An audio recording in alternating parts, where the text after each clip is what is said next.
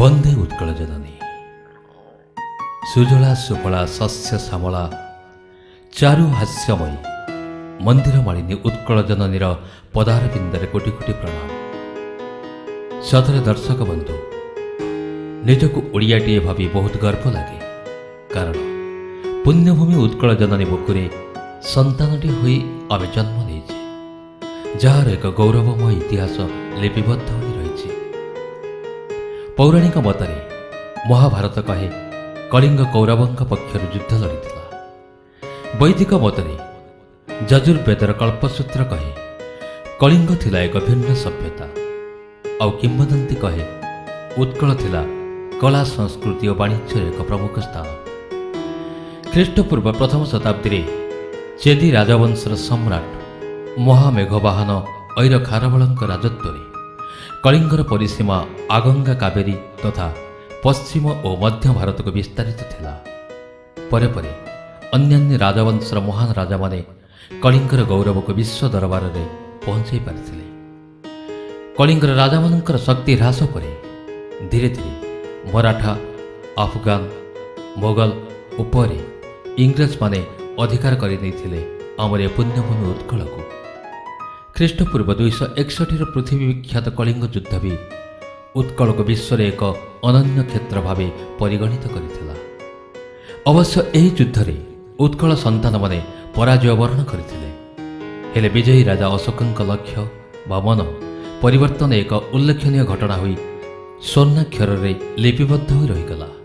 ଓଡ଼ିଶାର ସାଧବ ପୁଅମାନଙ୍କର ନୌବାଣିଜ୍ୟ କାରବାର ସାରା ବିଶ୍ୱରେ ଉତ୍କଳକୁ ଏକ ମୁଖ୍ୟ ବାଣିଜ୍ୟିକ କ୍ଷେତ୍ର ଭାବେ ପରିଚିତ କରାଇଥିଲା।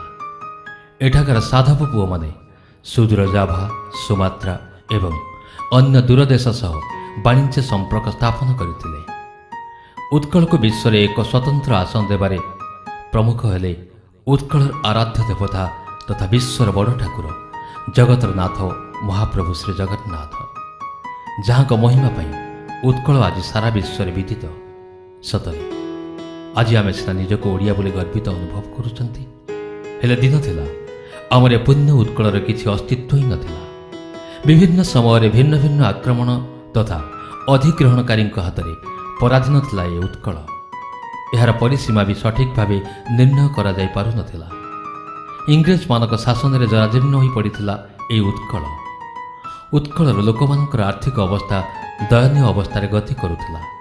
ଓଡ଼ିଆ একটা ভাষা নয়, ଓଡ଼ିଆ ଏକ ଭାଷା ନয়, ବିଶେଷ କରି ଏକରକମ ସତ୍ତାହୀନ ମୁଖିଆହୀନ ହୋଇ ପଡ଼ିଥିଲା ଉତ୍କଳ ଜନନୀ। ଏହାର ଅସ୍ତିତ୍ୱ ଯେ କେତେଦିନ ତିଷ୍ଠି ରହିବ ତାହା ସନ୍ଦିହାନ ଥିଲା। ହେଲେ କଥାରେ ଅଛି, ଯାହାର କେହି ନଥାନ୍ତି ତା ପାଇଁ ଈଶ୍ୱର ଥାନ୍ତି। ମହାପ୍ରଭୁ ଶ୍ରୀ ଜଗନ୍ନାଥଙ୍କ କୃପାରେ ଉତ୍କଳ ଜନନୀ କୋଳରେ ଜନ୍ମ ନେଲେ ସେ ଅପାସରା ଅଭୁଲା ମହାପୁରୁଷମାନେ, ଯେଉଁମାନେ ମାଟିକୁ ପୁନର୍ଗଠନ କରିବାରେ ପ୍ରମୁଖ ଭୂମିକା ଲିଭାଇଥିଲେ। ସେମାନଙ୍କ ମଧ୍ୟରେ ଉତ୍କଳ ଗୌରବ ମଧୁସୂଦନ ଦାସ, ବ୍ୟାସକବି ଫକୀର ମୋହନ ସେନାପତି, ଉତ୍କଳମଣି ଗୋପବନ୍ଧୁ ଦାସ, ପଣ୍ଡିତ ନୀଳକଣ୍ଠ ଦାସ, ସ୍ୱଭାବ କବି ଗଙ୍ଗାଧର ମେହେର, କବିବର ରାଧାନାଥ ରାୟ, ବାସୁଦେବ ସୁଢଳଦେବ ଓ ମହାରାଜା କୃଷ୍ଣଚନ୍ଦ୍ର ଗଜପତି।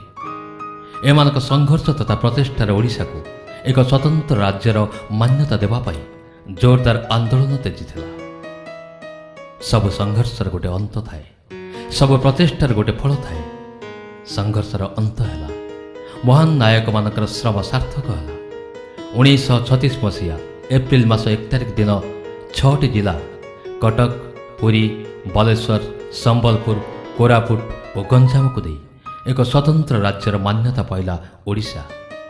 ଭାଷା ଭିତରେ ରାଜ୍ୟ ଗଠନ ହେବାରେ ଓଡ଼ିଶା ଭାରତର ପ୍ରଥମ ରାଜ୍ୟ ଅଟେ। ସାର୍ ଅଷ୍ଟିନ୍ ହବାକ ଓଡ଼ିଶାର ପ୍ରଥମ ରାଜ୍ୟପାଳ ଭାବରେ ଶପଥ ଗ୍ରହଣ କରିଥିଲେ। 32,695 ବର୍ଗ ମାଇଲ ଓ 80,43,681 ଜନସଂଖ୍ୟାକୁ ନେଇ ନୂତନ ଓଡ଼ିଶା ପ୍ରଦେଶ ଗଠିତ ହୋଇଥିଲା। 1948 ମସିହା ଜାନୁଆରୀ 1 ତାରିଖରେ 23ଟି ଗଡ଼ଜାତ ଯଥା ଆଠଗଡ଼, ଆଠମଲ୍ଲିକ, କଳାହାଣ୍ଡି, କେନ୍ଦୁଝର, ଖଣ୍ଡପଡ଼ା, ଗାଙ୍ଗପୁର, ଢେଙ୍କାନାଳ, ତାଳଚେର, ତିଗିରିଆ, ଦଶପଲ୍ଲା, ନରସିଂହପୁର, ନୟାଗଡ଼, ନୀଳଗିରି, ପାଟଣା, ପାଲହଡ଼ା, ବୌଦ୍ଧ, ବଡ଼ମ୍ବା, ବଣାଇ, ବାମଣ୍ଡା, ରଣପୁର, ରେଢ଼ାଖୋଲ ସୋନପୁର ଓ ହିନ୍ଦୋଳକୁ ଓଡ଼ିଶା ସହିତ ମିଶ୍ରଣ କରାଯାଇଥିଲା। ଏହି ଗର୍ଜାତମାନଙ୍କର ମିଶ୍ରଣ ପରେ ଓଡ଼ିଶାର ଜନସଂଖ୍ୟା ହୋଇଥିଲା 1,46,45,947 ଜଣ ଓ କ୍ଷେତ୍ରଫଳ ହେଲା 60,170 ବର୍ଗ ମାଇଲ। 1950 ମସିହା ଜାନୁଆରୀ ମାସ 26 ତାରିଖରେ ଆଉ 7ଟି ଜିଲ୍ଲାକୁ ଯୋଗ କରାଯାଇ ମୋଟ ଜିଲ୍ଲା ସଂଖ୍ୟା 13ରେ ପହଞ୍ଚିଥିଲା। ପରିଶେଷରେ ସେହି 13ଟି ଜିଲ୍ଲାକୁ ପୁନର୍ଗଠିତ କରାଯାଇ 30ଟି ଜିଲ୍ଲାରେ ବିଭକ୍ତ କରାଯାଇଛି। ସେ ଯାହା ବି ହେଉ 1936 ମସିହା ଅପ୍ରେଲ 1 ତାରିଖ ଦିନ ହିଁ ଓଡ଼ିଶା ଏକ ନୂଆ ରୂପରେ ଉଦ୍ଭାସିତ ହୋଇଥିଲା। ତେଣୁ ପ୍ରତିବର୍ଷ ଅପ୍ରେଲ ମାସ 1 ତାରିଖକୁ ଓଡ଼ିଶା ଦିବସ ବା ଉତ୍କଳ ଦିବସ ରୂପେ ପାଳନ କରାଯାଇ ସ୍ୱତନ୍ତ୍ର ଓଡ଼ିଶା ପ୍ରଦେଶ ଗଠନର କର୍ଣ୍ଣଧାରମାନଙ୍କୁ ଶ୍ରଦ୍ଧା ସମ୍ମାନ ଅର୍ପଣ କରାଯାଏ। ଆସନ୍ତୁ ଦର୍ଶକ ବନ୍ଧୁ, ଏହି ପୁଣ୍ୟ ଉତ୍କଳ ଦିବସରେ ଆମେ ଶପଥ ନେବା, ଆମେ ସମସ୍ତେ ଏକ ମନ ହୋଇ ଏକ ପ୍ରାଣ ହୋଇ ଗୌରବଶାଳିନୀ ମା ଉତ୍କଳ ଜନନୀ ମଥାକୁ ସବୁବେଳେ ଉଚ୍ଚା ରଖିବା ନିଜ ନିଜର କର୍ତ୍ତବ୍ୟ ଓ ତ୍ୟାଗ ବଳରେ। ବନ୍ଦେ ଉତ୍କଳ ଜନନୀ, ବନ୍ଦେ ଉତ୍କଳ ଜନନୀ, ବନ୍ଦେ ଉତ୍କଳ ଜନନୀ।